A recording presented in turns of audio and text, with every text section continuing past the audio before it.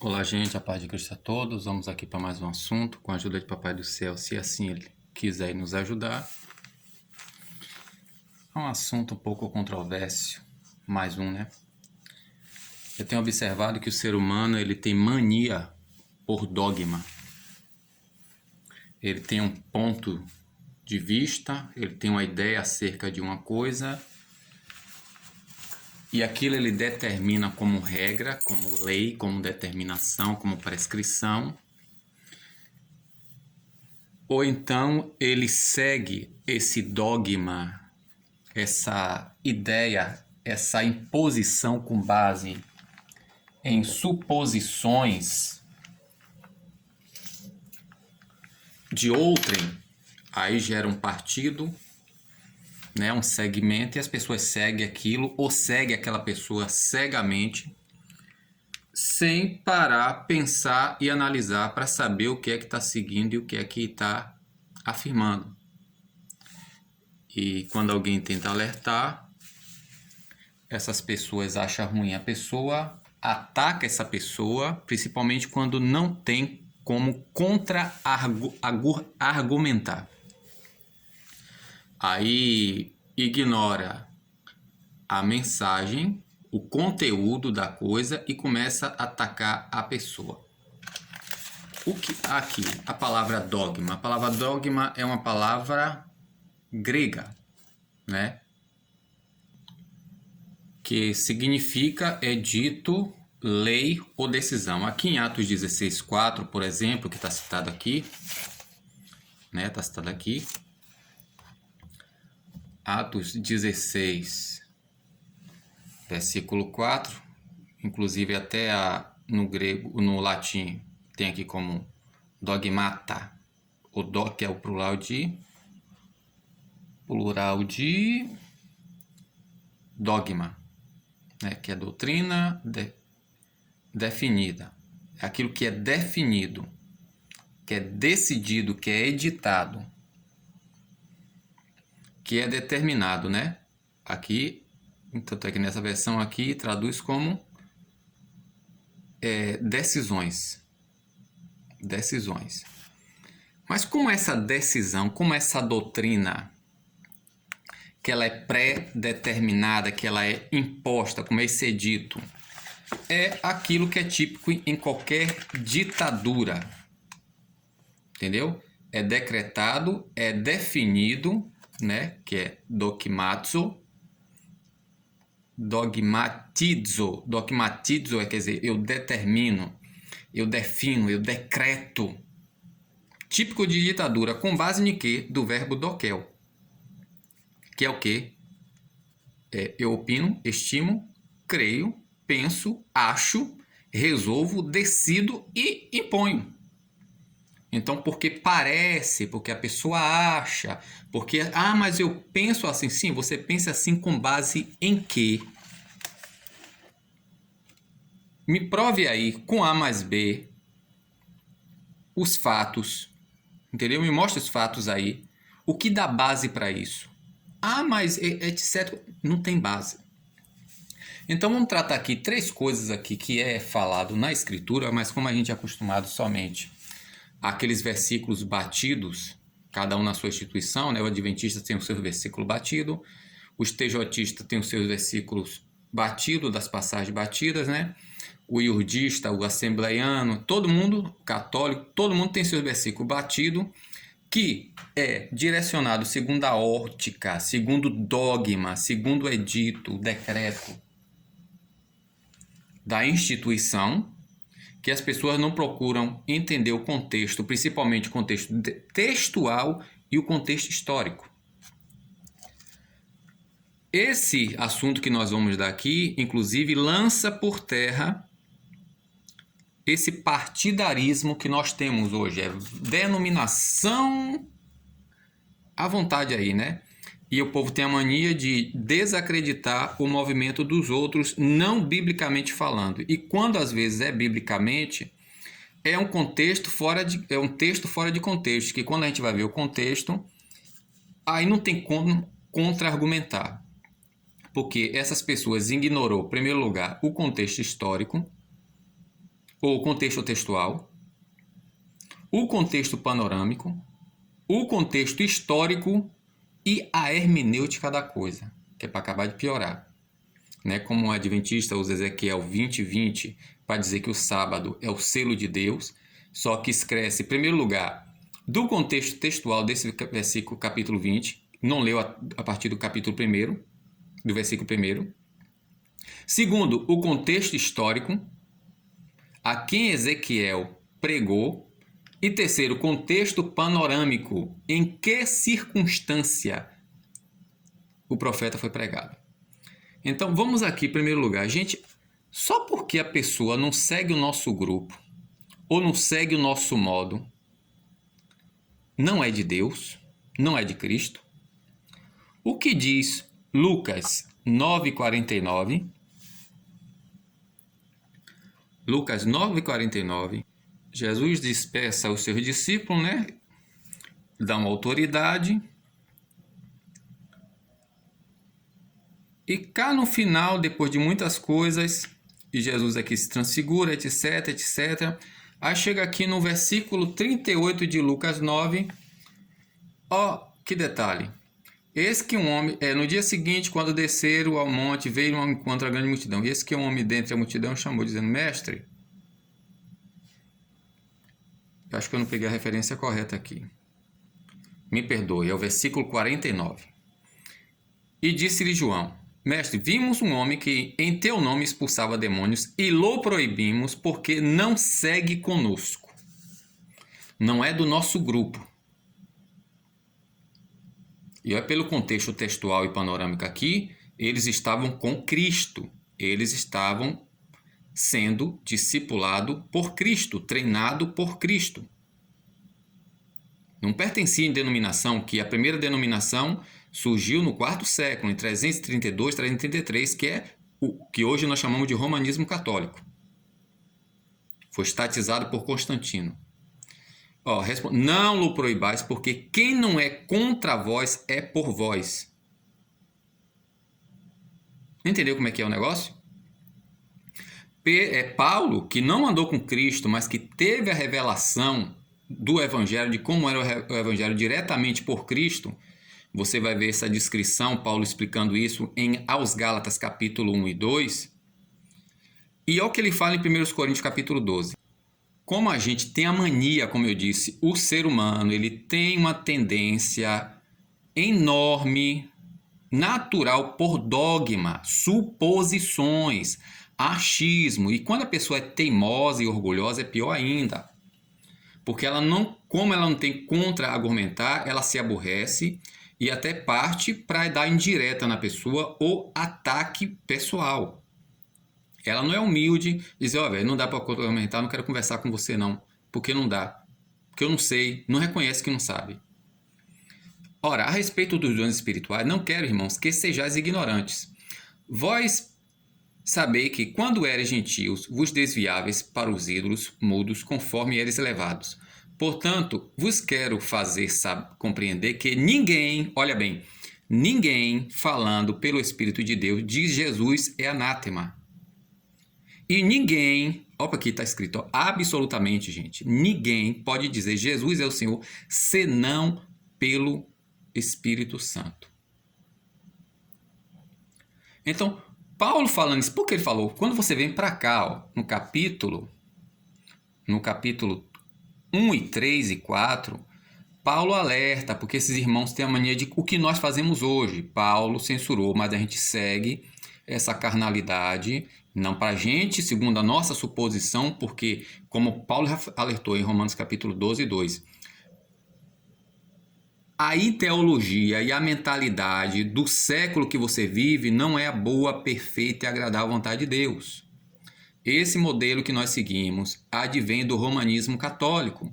Não tem nada a ver, independente da denominação que for. Não tem nada a ver com a essência do Evangelho, porque Cristo mandou edificar pessoas, não coisas. Olha o que está escrito aqui, ó. Um dia desse, se Deus permitir, eu vou destrinchar do versículo 10 do versículo 1 até o 10, para entender o que é que Paulo está dizendo aqui, porque na versão aqui tira a essência do termo, dizer a mesma coisa que pensar a mesma coisa. A ideia real do termo não é essa, mas bora lá. Rogo-vos, pois, irmão, em nome do Senhor Jesus Cristo, sejais concordes no falar e não haja dissensão entre vós, antes sejais unidos no mesmo pensamento. Essa versão aqui não faz jus à ideia real dos termos que é usado aqui, mas não vou entrar nessa questão. Pois a respeito de vós, irmãos meus, fui informado pelo da família de Cloé, que há contenda entre vós. Quero dizer isto, que cada um diz, eu sou de Paulo, eu sou de Apóstolo, sou da Assembleia, eu sou da... Aí vai. Ao que Paulo pergunta aqui, ó, será que Cristo está dividido? Foi Paulo crucificado por amor de vós? E vós foste batizado em meu nome? No capítulo 3, ao que ele diz, e eu, irmão, não vos pude falar como espirituais, mas como a carnais, como criancinhas em Cristo. Com leite vos alimentei, e não com comida sólida, porque não podias suportar, e agora não podeis. Porquanto sois carnais, que haja invejas e contenda, não sois porventura carnal. Qual é a inveja, qual é a contenda, qual é a carnalidade, qual é a meninice? Eu sou de Paulo, eu sou de Apolo, ou seja, denominações, partidarismo. Eu sou de Ellen White, eu sou de Macedo, eu sou de Romano, eu sou de Ellen White, eu sou calvinista, eu sou arminiano, eu sou... Pelo amor de Deus, gente. Olha o que Paulo diz aqui, eu plantei, Apolo regou, mas Deus deu crescimento. O versículo 5, pois quem é Paulo e quem é Apolo, senão ministro pelos quais creste, isso conforme o que o Senhor concedeu, é graça. Aí ele diz aqui no versículo 7, ó, de modo que nem o que planta é alguma coisa, nem o que rega, nem Gunnar Wingren, nem Macedo, nem Ellen White, nem Russell, nem Constantino, esses, principalmente Constantino, que só no leito de morte foi que foi batizado, né? Segundo o rito romano. Então, primeiro, nós somos guiados por dogmas, que a gente tem o nosso achismo, e somos teimosos e partidaristas. A gente não aprende. É orgulho demais, é cegueira demais que nós temos. Então, gente, não está seguindo a gente, então não é de Deus. Quem é você para não dizer que não é de Deus? Outra coisa que nós temos a mania. E isso é desde o tempo antigo. O povo judeu inventou um dogma, inventou um mito de que Jesus tinha que vir que nem Davi. Ele viria como Davi, e aí ia fazer, ia acontecer, ia subjugar o Império Romano, ia dar... Não veio como eles determinaram. E até hoje não acreditam em Cristo, porque inventaram um mito. Olhe a que grau chegou isso. Porque Deus só age assim, Deus só faz assim, quando a gente chega aqui em João capítulo 7, no finalzinho do versículo, quando Nicodemos questiona por quê. Olha o que diz aqui.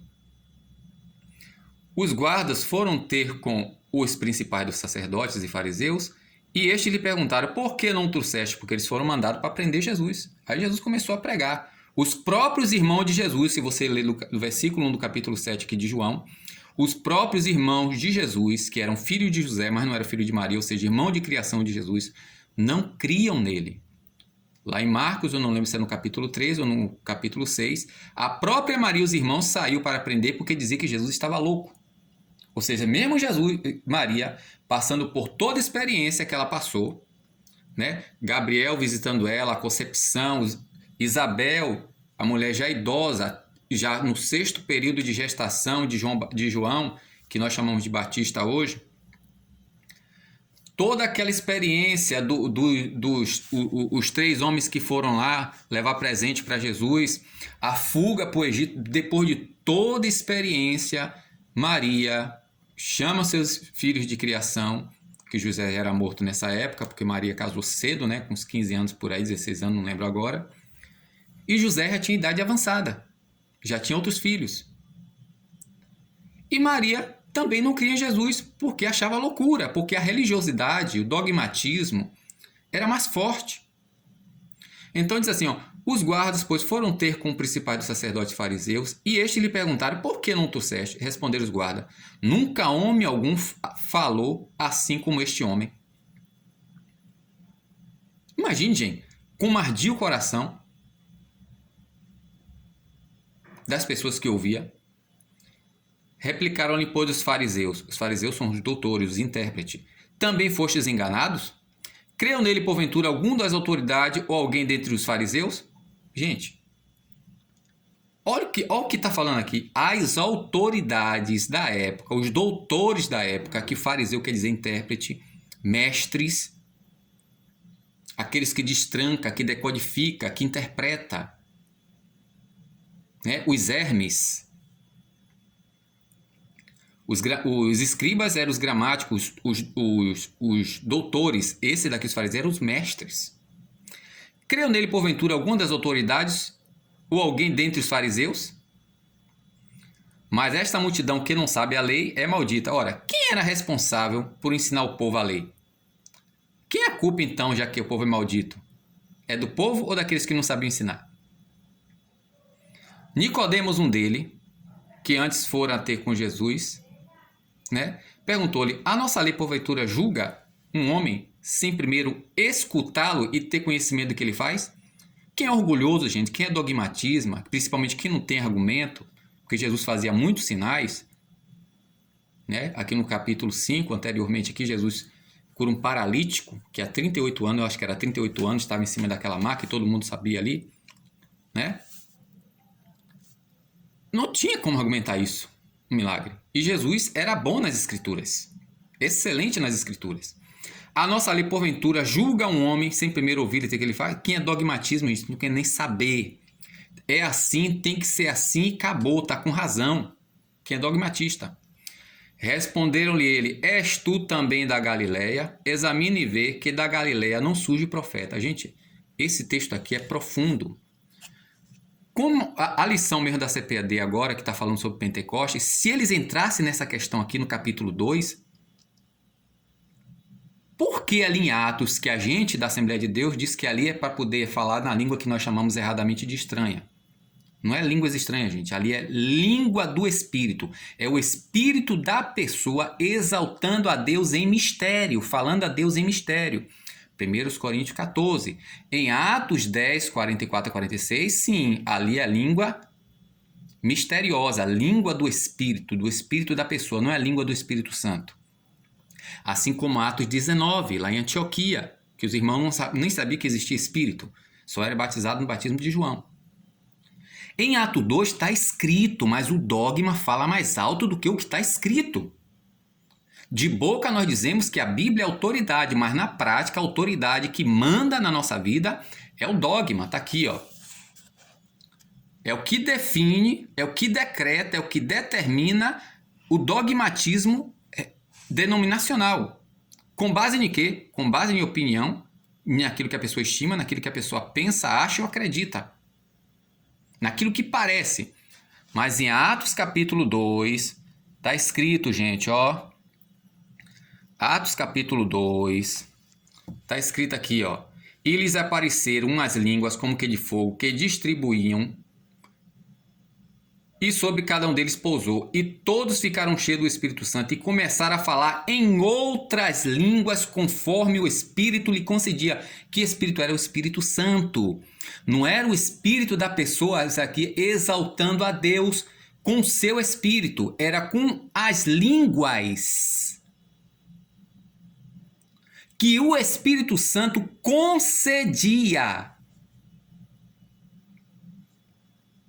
E que língua era essa, gente? Era direcionado a Deus, como em 1 Coríntios capítulo 14, 2 diz, ou era direcionado a homens? O contexto diz: haviam então em Jerusalém judeus, homens piedosos de todas as nações de debaixo do céu. Ouviu-se, pois, aquele ruído, ajuntou-se a multidão e estava confusa, porque cada um os ouvia falar na própria língua. E todos pasmavam e se admiravam, dizendo aos outros: pois que não são galileus? O que foi que está escrito aqui em João, capítulo 7. O que responderam a Nicodemos O que foi que disseram? És tu também da Galileia? Examina e vê que da Galileia não surge profetas. Quando a gente tem o cuidado de estudar as Escrituras, né? Não que eu seja tão assíduo assim em estudar as Escrituras, não sou, isso é graça de Deus. A gente entende pelas Escrituras, principalmente lendo 1 Samuel capítulo 10 e 1 Samuel capítulo 19, que era comum apenas, pessoal, era comum apenas nas comunidades de profetas as pessoas falarem no Espírito ou com o Espírito exaltando a Deus em mistério. Era só nas comunidades de profetas, isso não era coisa de sacerdotes, que vinha o Espírito sobre eles, né, quando era ungido, nem com reis, era exclusivo dos profetas. Por isso que pegaram isso, o provérbio, Saul está entre os profetas, se eu não me engano aqui, ó. E quando Saul ia chegando ao monteiro, eis que um grupo de profetas lhe saiu ao encontro, e o Espírito de Deus se apoderou de Saul, e ele profetizou no meio deles, e todos o tinham conhecido antes, e viram que ele profetizava com os profetas uns aos outros. Que é que sucedeu ao filho de Quis? Está também entre os profetas Saul? Porque era comum esse ato de falar no Espírito, mas apenas entre os profetas. Não era comum qualquer pessoa falar isso. E para acabar de piorar, gente, uma coisa inusitada que nunca se aconteceu da Galileia se levantar profeta. Foi uma autoridade que falou isso aqui no capítulo 7 de João. Foi uma autoridade. Responder, pois, examina e vê que da Galileia não surge profeta. Mandou Nicodemos estudar.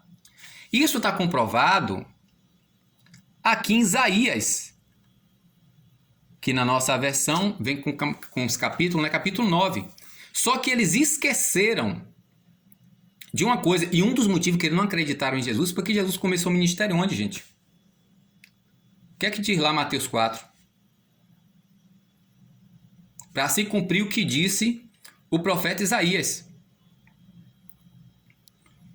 Eles esqueceram do que... Olha o que diz aqui, ó. Mas para que esta filha não haverá escuridão. Nos primeiros tempos, ele envelheceu a terra de Zebulon, a terra de Neftali. Mas nos últimos tempos, fará glorioso o caminho do mar, além do Jordão, a Galileia das nações. O povo que andava em trevas viu uma grande luz, e sobre o que habitava a terra de profunda escuridão resplandeceu a luz. Tu multiplicaste esse povo, a alegria lhe aumentaste, todos se alegrarão perante ti, como se alegra na ceifa, e como exulta quando se aparta os despojos, porque tu quebraste o jugo da carga do bordão do seu ombro, que é o cetro do meu seu opressor, como no dia de Midian. Porque todo o calçado daqueles que andavam no tumulto e toda a copa envolvida em sangue serão queimados, servidos de pasto ao fogo. Porque o menino se nasceu, um filho se nos deu, e o governo estará sob seu nome, e aqui vai. Depois você leia, compare com Mateus capítulo 4. Então o povo tem a mania de determinar uma coisa, a mesma escritura falando, apesar de que a escritura não era dividida assim, capítulo e versículo naquele tempo, que nos últimos dias, só que eles não sabiam, como nós hoje não sabemos qual é a hora que o Senhor vai vir.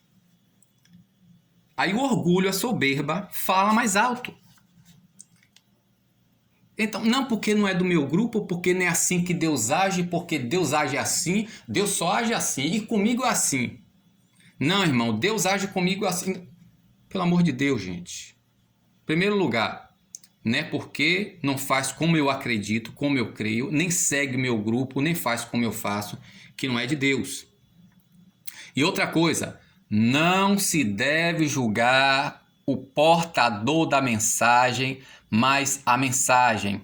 A Bíblia diz que nós temos que examinar a profecia e discernir se o Espírito é proveniente de Deus. Se a gente não tem o discernimento de Espírito, conforme está lá em 1 Coríntios capítulo 12, versículo 10, que é o quê? É preciso ter não é somente o dom de línguas, mas o dom de interpretação de línguas e o dom de discernimento de espírito. Aí não tem, fica julgando na carne e na carnalidade. Olha a coisa interessante que diz aqui também Mateus, capítulo 7. Olha o que diz aqui, gente, ó. Depois de Jesus falar dos frutos, que é outro assunto, que é dos falsos profetas, como a gente não sabe o que é ponto final nem ponto de segmento, ele termina aqui, ó, portanto, pelos frutos conhecereis se a pessoa é um falso profeta ou é um profeta. É pela atitude, pelos frutos, né? É só que a pessoa também não quer prestar atenção e às vezes não quer negar a realidade. Tá vendo, mas não quer aceitar. Aí ele diz assim, nem todo aquele que me diz Senhor, Senhor entrará no reino dos céus, mas aquele que faz a vontade de meus pais. Muitos me dirão naqueles dias, Senhor, não profetizamos em teu nome, ou seja, a pessoa era profeta. Em teu nome não expulsamos demônio, expulsou demônio. E em teu nome não fizemos milagre, fez milagre. Tem muita gente que quer ignorar a mensagem, quer ignorar o que está sendo feito, aí até blasfêmia contra o Espírito Santo, porque está julgando a pessoa pelas as coisas que ele fez e acaba atribuindo a coisa que eles fazem ao demônio sem ter noção nem discernimento do Espírito e acaba blasfemando. Porque assim, é como aquele que diz, eu vou me tratar com um cardiologista que fuma? Eu vou obedecer o que ele fala? Ele fuma e está dizendo que eu não posso fumar. Aí o que é que acontece? O cardiologista para de fumar e acaba vivendo mais do que ele, e ele continua fumando e morre. Porque ele julgou o profeta, pelas obras do profeta, mas esqueceu o que ele faz. Olha o que Jesus diz aqui, gente, ó. Só para você entender o que eu estou lhe falando. Para você não pensar que eu estou justificando a pessoa que está em pecado. Ou sei lá o que você imagine aí. Jesus falou aqui, ó. Portanto, ó o que ele diz aqui, ó. Então falou Jesus às multidões e aos seus discípulos, dizendo, na cadeira de Moisés, assentos os escribas e fariseus. Ou seja, eles são autoridades. Eles são autoridades. Portanto, tudo o que vos disserem, isso fazei e observai. Porque, gente, se você buscar Deus de coração e o cara tá lhe enganando, a pessoa tá lhe enganando, tá mandando você fazer campanha, tá fazendo não sei o que lá, mas você tá de coração, volta pensando na sua cabeça, com seu dogma, com seu achismo, que aquilo é que agrada a Deus. E Paulo diz, gente, que nenhum trabalho nosso no Senhor é vão, se é de coração. E Deus escuta por causa do seu coração, não é nem por causa dele em si. Mas porque vê a sinceridade do seu coração, a sua devoção, Deus se compadece. Ao que ele diz aqui, portanto, tudo que vos disserem, isso fazei e observai, mas não procedam conforme as suas obras, porque dizem e não praticam. Pois atam fardos pesados e difíceis de suportar, e os põem aos ombros dos homens, mas eles mesmos nem com o dedo querem movê-lo. Todas as suas obras fazem a fim de serem vistos. Entendeu como é que é o negócio, gente? Mas aqui isso é aquilo. Gente, tem que julgar. Nós temos que julgar ou determinar com base no que está escrito. O problema é que a gente não lê. E diz o quê? Muitos me dirão, gente, fazia milagre, profetizava, expulsavam demônio, fizeram milagres. Olha o que é que diz aqui. Então lhe dirá abertamente, nunca vos conheci. Mas espera aí, a pessoa que acreditou, seguiu aquilo que ele profetizou, deu certo? E aquilo que ele profetizou para dar certo tempo, cumpriu, porque a pessoa obedeceu e seguiu o que a pessoa orientou? Aconteceu. Expulsou o demônio, libertou a pessoa foi liberta, foi beneficiada? Foi. Mas ele tinha algum compromisso de fato com Jesus? Esse portador da mensagem aqui? Não. Ele fez milagres em nome de Jesus? Fez. Mas o compromisso aqui era com quem, gente? Com as pessoas que devotavam confiança no que ele pregava. Não no vaso. Então as pessoas não julgou o portador. Porque até isso, gente, é meio complicado, que a pessoa pensa que a Bíblia... Não, a Bíblia é fácil de complicar. A gente é fácil de compreender. A gente que complica. Não é somente isso, gente. Porque aqui, ó. Olha o que Paulo diz aqui, ó, em 1 Coríntios 3. Ó. Olha o que é que diz aqui, ó. Porque ninguém pode lançar outro fundamento além do que já está posto, Cristo, o qual é Jesus Cristo. E se alguém sobre esse fundamento levantar um edifício de ouro, de prata, pedras preciosas, madeira, feno ou palha, a obra de cada um se manifestará, pois aquele dia se demonstrará, porque será revelado no fogo, e o fogo provará qual seja a obra de cada um. Se permanecer a obra de alguém, sobre ele edificou, esse receberá o quê? Anistia, o galardão, o mercenarismo, que em latim é mercenários, anistia, né? Que é o mercenarismo, anistia, o salário, o galardão, recompensa.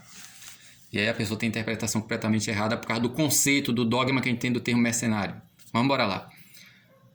Receberá galardão. Se a obra de alguém se queimar, sofrerá ele prejuízo, mas o tal será salvo, todavia, como que pelo fogo. Tá vendo como não é fácil, complicado? Peraí, o de lá fez milagres, fez prodígios. E Jesus disse, apartai-vos de mim. Aqui está dizendo que a obra será provada.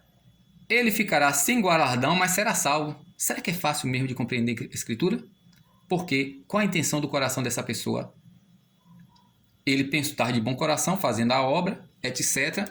Mas o orgulho era maior. É aquela pessoa que fazia para se parecer, ou entre outras coisas, que aqui precisa ser aprofundado. Não vou nem falar muito para poder não dar minha ideia aqui. Então, a Escritura, gente, não é fácil de entender. E a vontade de Deus não é fácil de entender.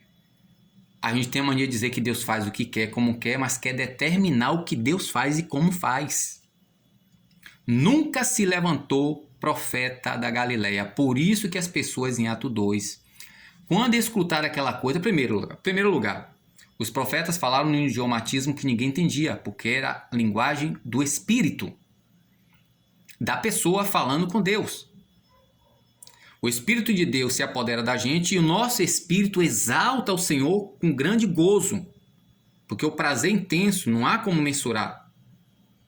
Mas em Atos 2 foi diferente. O Espírito Santo estava dando a capacidade aos discípulos de falar nos idiomas dialetais dos que estavam ali. Então eles ficaram espantados, primeiro, porque era comum essa coisa somente nas comunidades de profetas. Segundo, falar em uma língua não inteligível aos homens. E terceiro, nunca aconteceu isso com pessoas da Galileia. Infelizmente, a nossa lição não explorou o texto de Atos, se preocupou mais em promover o pentecostalismo, deixando até em segundo lugar o Espírito Santo, né? Aqui, ó, versículo 8. E todos pasmavam e se admiravam, dizendo uns aos outros, pois que não são galileus todos esses que estão falando? Como é, pois, que ouvimos falar cada um na nossa própria língua em que nascemos? No grego, se eu não me engano, está no dialeto em que temos nascido. No dialeto.